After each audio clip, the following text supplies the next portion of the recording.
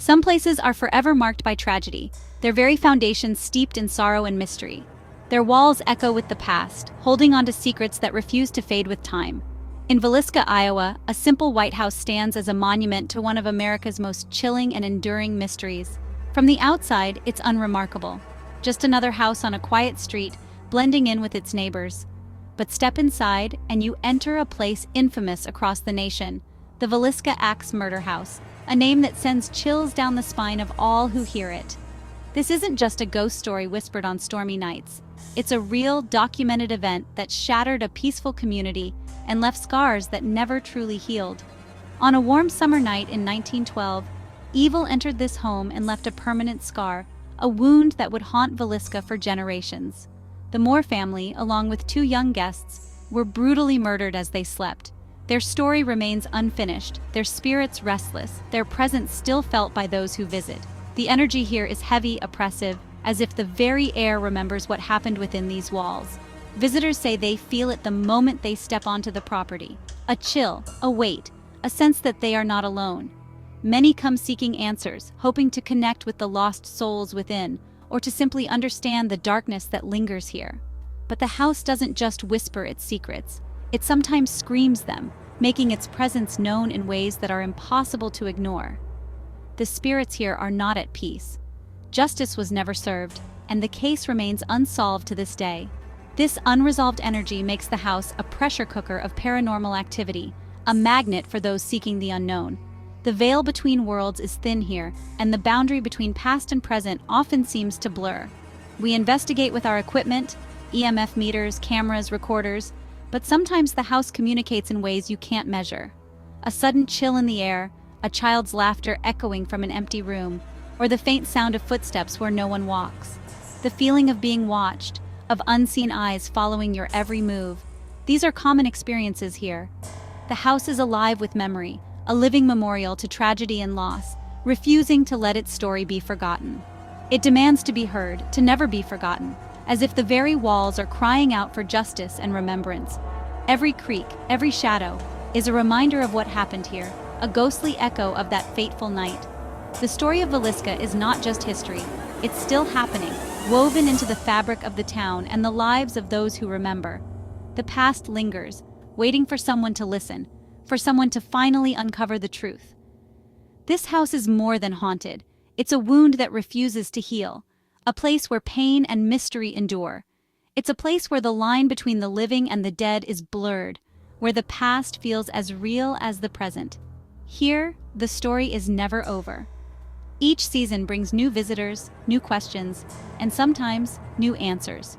The house on East 2nd Street is a testament to the power of unresolved tragedy, a symbol of the mysteries that still haunt us. It's a place that changes everyone who enters, leaving them with more questions than answers, and a sense of awe at the unknown.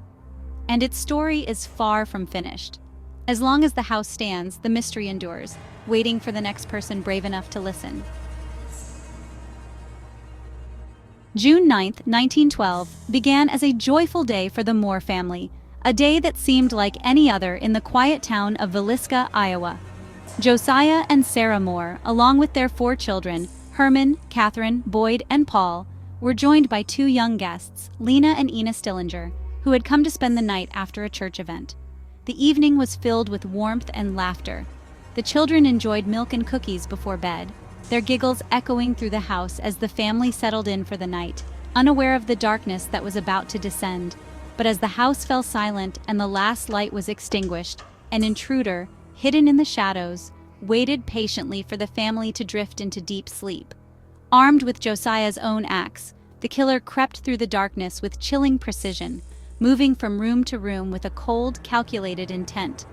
Every person in the house, 6 of them innocent children, was murdered as they slept, never given a chance to cry out or defend themselves.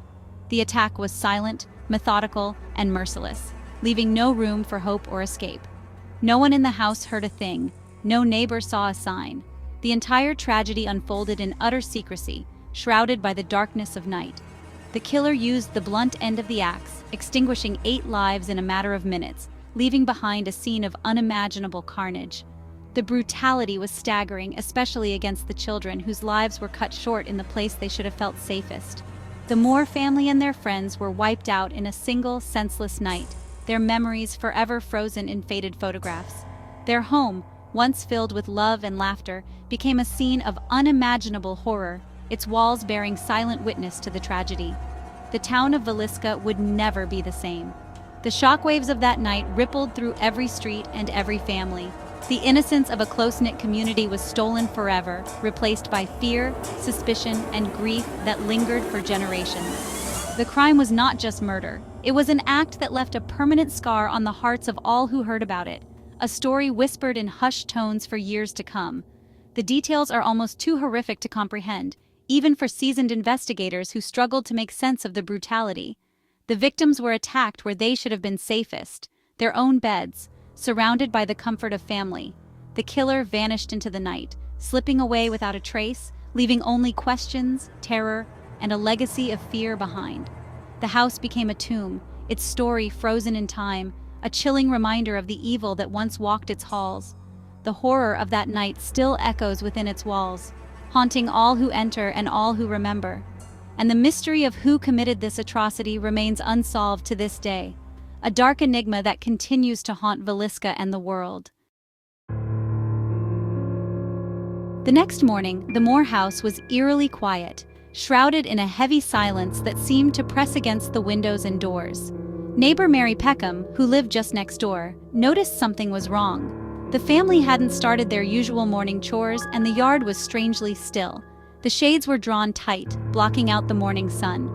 The chickens, usually fed at dawn, clucked restlessly in their coop, unfed and agitated. Concerned, Mary called out and knocked on the farmhouse door, her voice echoing in the quiet. There was no answer, only silence. Growing more anxious, she summoned Josiah's brother, Ross Moore. Together, they forced the door open, stepping into a house filled with an unnatural stillness and a sense of dread. Inside, Ross made a horrifying discovery. He found Josiah and Sarah's bodies in the master bedroom, covered and blood-soaked, the room heavy with the scent of tragedy. Shocked and terrified, Ross ran for help. Within minutes, the town marshal arrived, his face grim as he entered the house. Upstairs, the horror only deepened. 6 children, all murdered in their beds, lay still beneath bloodied sheets. The scene was almost too much to comprehend. The house had become a slaughterhouse, its rooms stained with violence. It was a scene unlike anything Villisca had ever witnessed. News of the tragedy spread rapidly, drawing a shocked and curious crowd to the Moore home. Whispers of horror rippled through the town. In the chaos, townspeople pushed their way inside, desperate to see for themselves. Their confusion and panic only added to the disorder. Evidence was trampled underfoot, vital clues picked up and handled by curious onlookers. In those first frantic hours, so much was lost.